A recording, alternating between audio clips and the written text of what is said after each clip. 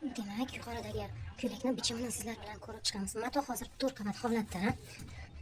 Ahamiyat beramiz. Mana bu chiziq. Mana. Qarang. Mana bu ichkaridagi chiziq aslida.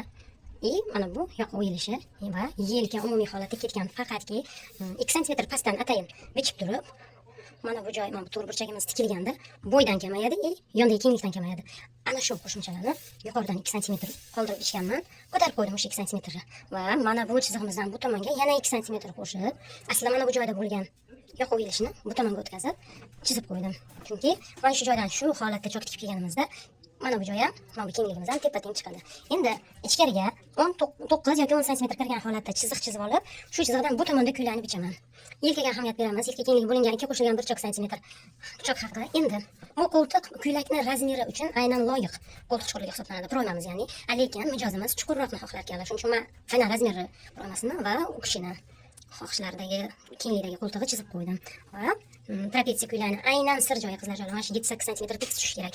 Yo'qsa ko'ylakni ikki yoni yoki ko'tarilib qoladi yoki o'z razmeri bo'lsa-da o'zining razmeri emasdek ko'rinadi trapetsiya ko'ylaklarda. Shunday qilib mana bichimimiz shunchaki qirqib olamiz. Faqatki matoga ahamiyat bering. Matoni bir qavatda, ikkinchi qavatdan 4 sm keldi.